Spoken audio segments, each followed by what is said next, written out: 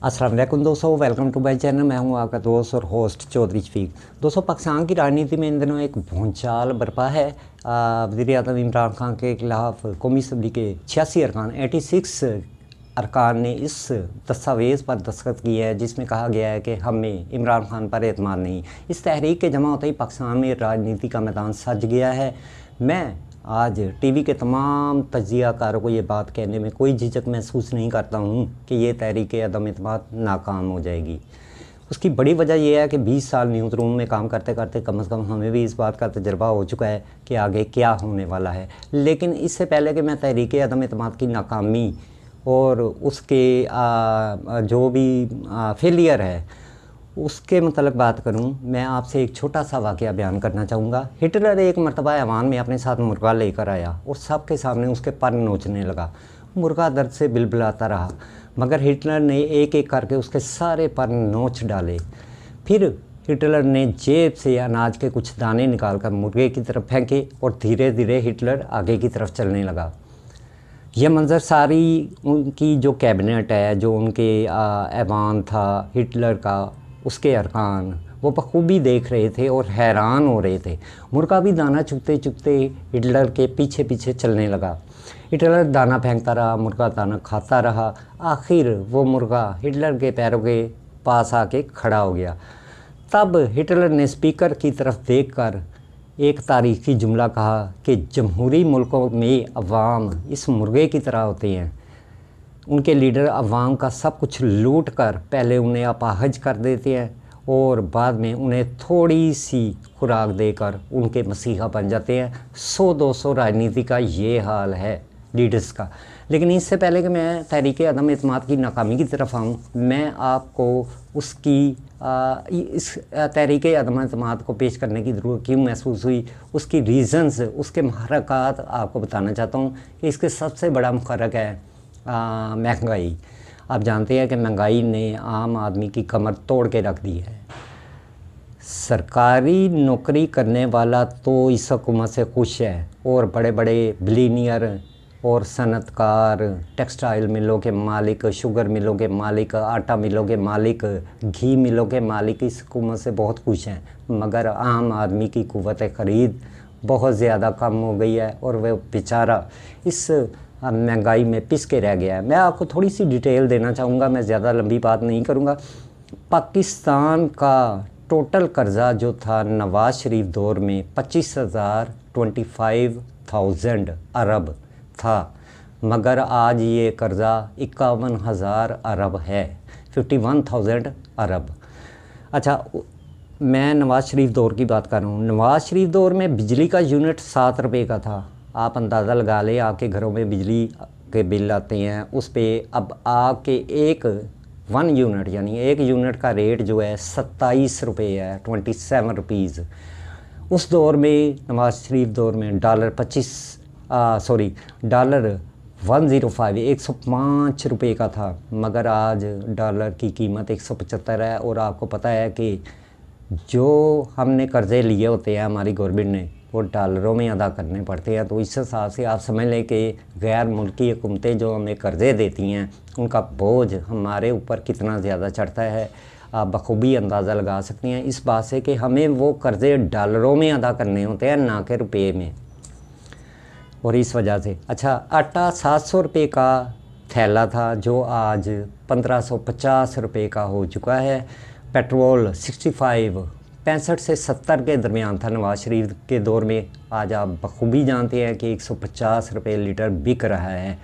ये पीटीआई हुकूमत जो 4.25 साल अरसा इक़्तिदार में रही है पाकिस्तानी सियासत में, उस दौर की बात कर रहा हूँ कि इस दौर में 4.25 साल में कोई भी चीज़ है, चाहे वो अशियाए ख़ोरोनोश खाने पीने वाली अशिया है या कोई और है, उनकी कीमतों में कितना ज़्यादा इजाफ़ा हुआ है, डबल से भी ज़्यादा हो चुका है, आप अंदाज़ा लगा लें। और गरीब आदमी की कुव्वत ख़रीद इसी वजह से कम हुई है कि वो पिस के रह गया। उसकी दिहाड़ीदार तबका जो है, उसकी दिहाड़ी उसी जगह है, मगर जब वो चीज़ ख़रीदने बाज़ार जाता है, चीनी ख़रीदता है, आटा ख़रीदता है, घी ख़रीदता है, दालें ख़रीदता है, वगैरह वगैरह, सब्ज़ियाँ, ताकि सब्ज़ियाँ यार आपके मुल्क में पैदा होती हैं, लेकिन इसके बावजूद आप अंदाज़ा करें कि सब्ज़ियों की कीमतों को पार लग जाते हैं।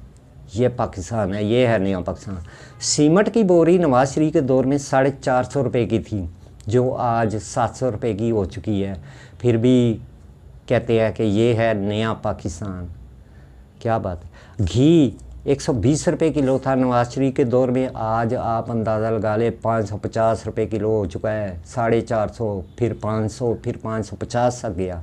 घी की बात कर रहा हूँ, किलो की, ये 10 किलो 5 किलो की बात नहीं कर रहा हूँ। सरिया 70,000 यानी 70,000 रुपये का टन था। आज यही सरिया अगर आपने कोई इमारत बनानी है, घर बनाना है, कुछ भी बनाना है, तो आप जानते हैं कि सरिये की अच्छा ज़रूरत पड़ती है, क्योंकि ये एक मेन एलिमेंट है किसी भी बिल्डिंग के सर्विस स्ट्रक्चर का।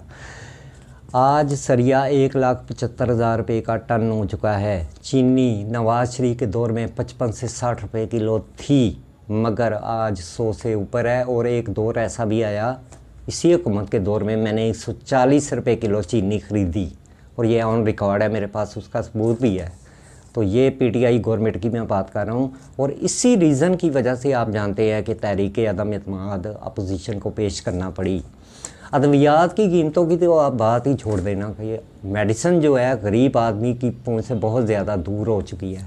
एक तरफ हुकूमत सेहत कार्ड डिलीवर कर रही है कि जी हम सहूलत दे रहे हैं सेहत की, दूसरी जानिब अगर आप पैनाडोल, डिस्प्रिन, कोई भी मेडिसिन खुदा न खासा आपको कोई पेन हो रही है, आप लेने मेडिकल स्टोर पे जाते हैं, तो उसकी कीमत कितनी हो चुकी है? डबल हो चुकी है, 2 गुना बनिस्बत नवाज शरीफ। यानी 1 रुपये की चीज़, 1 रुपये वाली गोली मेडिसिन की आपको अब 2 रुपये की मिलेगी। ये है नया पाकिस्तान। और इसी वजह से अपोजिशन और गवर्नमेंट ने मिलकर अवाम को पता नहीं क्या समझे आप, बहरहाल आपके सामने है। तो बात हो रही थी कि इसकी कैसे इस तहरीक अदम एतमाद को नाकाम बनाया जाएगा। उसकी वजह आप सब जानते हैं कि पाकिस्तान का बच्चा इस बात से वाकिफ़ है कि इमरान खान की हुकूमत को किस इदारे की सपोर्ट हासिल है, और इस इदारे के ख़िलाफ़ जितने भी वज़राए आज़म या प्रेसिडेंट्स पाकिस्तान के सदर जो है, उन्होंने कोई भी बात कही है तो अगले दिन वो ओहदों पे नहीं रह गई, यानी कि वो ज़लीलो रुस्वा होकर निकले हैं। तो कहने का मकसद ये है कि बच्चा जानता है कि इमरान खान की पीटीआई गवर्नमेंट, और इमरान खान बार बार अपनी तकरीरों में रेफरेंस दे रहे हैं कि मुझे फ़लाँ ने ये कहा कि फजलुर रहमान को डीजल नहीं कहना, इस तरह की बात। अच्छा, दूसरी बात ये है कि यार ये कैसा हमारे मुल्क का जमहूरी वज़ीर आज़म है जो अपने ही अपोजिशन अरकान के मजाक उड़ाता है। अपोजिशन ठीक है, एक हद तक ठीक है जी, लेकिन यार आप कॉलेज में नहीं बैठे हुए हैं, कॉलेज की कैंटीन में नहीं बैठे हैं, भाई थड़े पे नहीं बैठे हैं जो आप दूसरों को इस नाम से मुखातब करें। आप एक मुल्क के वज़ीर आज़म हैं, आपको ज़ेब नहीं देता है कि आप इस तरह के अलकाब अल्फाज। मुझे अपोजिशन से कोई गर्ज नहीं है, अपोजिशन में कोई भी हो, लेकिन अखलाकियात का तकाजा ये है कि दूसरों को, और हमारे नबी करीम सल्लल्लाहु अलैहि वसल्लम ने भी फरमाया है, आप सरकार का फरमान है कि दूसरों को अच्छे नाम से पुकारा करो। ये कैसे वज़ीर आज़म हैं जो दूसरों को ऐसे नामों से पुकारते हैं कि उन नामों को लेते हुए भी हमें शर्म आती है। ये एक मुल्क के जमहूरी मुल्क के मुंतखब वज़ीर आज़म है, 4.25 साल या 4 साल हो चले हैं इनको हुकूमत में आए हुए, उसके बावजूद ये राजनीति को नहीं समझ सके हैं। ये इनका अपना फेलियर है और इस पे इन्हें काबू पाना चाहिए। लेकिन कहने का मकसद ये है कि बात हो रही थी तहरीक अदम एतमाद की, तो ये तहरीक अदम एतमाद, मैं पाबंगे दहल कह रहा हूँ कि ये तहरीक अदम एतमाद नाकाम हो जाएगी। प्रोग्राम पसंद आया हो तो बहुत शुक्रिया, लाइक और सब्सक्राइब लाजमी कर दे। शुक्रिया, अल्लाह।